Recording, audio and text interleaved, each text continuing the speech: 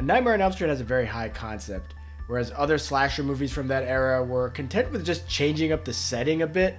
Nightmare on Elm Street changed up the rule set entirely by having Freddy Krueger stalk his victims through their dreams. There's just a wealth of creative opportunities that its contemporaries just lack.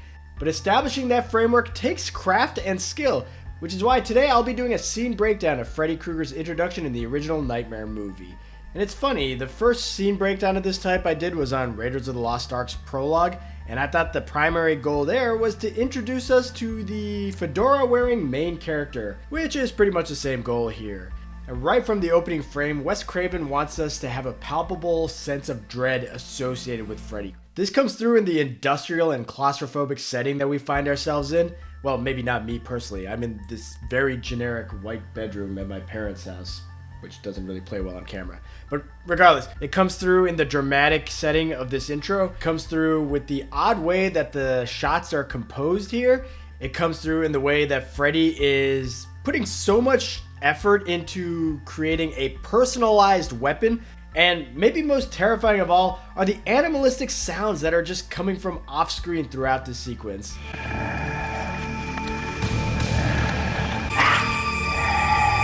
Now, Freddy's sick, twisted sense of humor is a huge part of the series, but there's something about Robert Englund's vocal performance in this sequence that makes the Freddy of Nightmare 1 more of a deviant. Now, I should mention that we don't actually know this guy's name yet. There's still an air of mystery here. But this first minute, I'm not sure if it's actually supposed to be a dream or if it happened in real life, like before or after his death at the hands of the Elm Street parents, because what matters here is establishing the tone that Freddy brings with him. Freddy in this movie makes me uncomfortable, and it starts from this opening scene. What's with the screaming as he slashes a cloth? But regardless, we're now in Tina's dream, and the transition between Freddy building the glove and this dream is so smooth and seamless, we don't know if this is occurring right after this. And we never really get a good look at Freddy. There's only one fleeting shot where you can even tell that there's anything wrong with his face at all. But that's not really necessary for an introductory scene. There should be that air of mystery, and we definitely get that. And the final jump scare leads into the second objective of this opening sequence. It's to establish the dream logic. And admittedly, there's not much here in the introduction to that. I mean, Nightmare on Elm Street dives much more into the dream logic and how Nancy can pull people out of her dreams and all that stuff later on in the movie. We don't need that in the introduction. All we need to do is establish the stakes, and that is clearly established when we see the claw marks on Tina's nightgown. Now, one interesting thing, not necessarily with the dream logic per se, but more about how we move from reality to dreams within this movie, is how we segue right into the girls doing the jump roping song. Do we call them jump roping songs?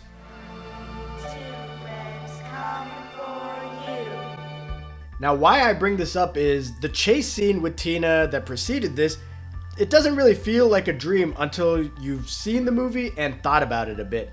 And similarly, this moment doesn't actually feel like reality until the colors get saturated and we meet our characters. And I think that blending of dreams and reality is really effective here because it sets up how this movie is structured throughout. And that leads to the third objective, the dreamlike atmosphere of this sequence. Like, I already talked about that hazy cinematography, but Tina basically running down this darkened hallway with the camera placed at one end and her running from the other end, backlit by this bright gleaming sheet of white, kind of like I am right now. But the effect it has is it feels like she's running from nowhere towards nowhere. Like, there's something intangible about this scene that captures the dreamlike essence that Wes Craven was aiming for. And it's heightened by imagery and sounds that we sometimes associate with dreams. Like, things feel just slightly off. Like, at one moment, Freddy seems to be right in front of Tina, and then he's like all the way downstairs in the distance. It feels arbitrary and random, just like most nightmares that people actually have. And special shout out to the late Charles Bernstein and his incredible score for Nightmare on Elm Street. There are still other hints that this is all a dream, like the sounds of, I think it's a child crying. Or how when Tina is actually running from Freddy, she's running super slow, and this is because Amanda Wyss was running on a treadmill. But it kind of gets at that feeling in a dream where you just can't get away from what you're running from. And I think this scene just does a really good job of setting up the atmosphere of this movie. Now there is one final objective in this introduction, and that is to bring in the themes of the parents being completely useless. Hey, now, honey, you gotta cut your fingernails, you gotta stop that kind of dreaming.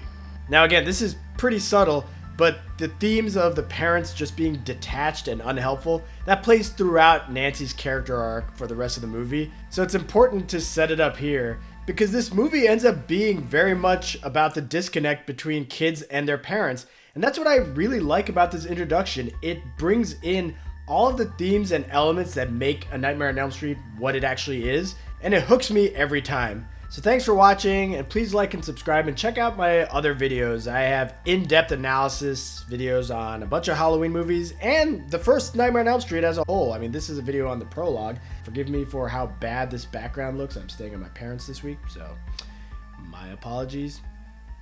I don't know why I'm apologizing to you guys for hanging out with my parents, especially after I just talked about how A Nightmare on Elm Street is about the detachment between parents and their kids, and this is my attempt to be closer with my parents. So good on me.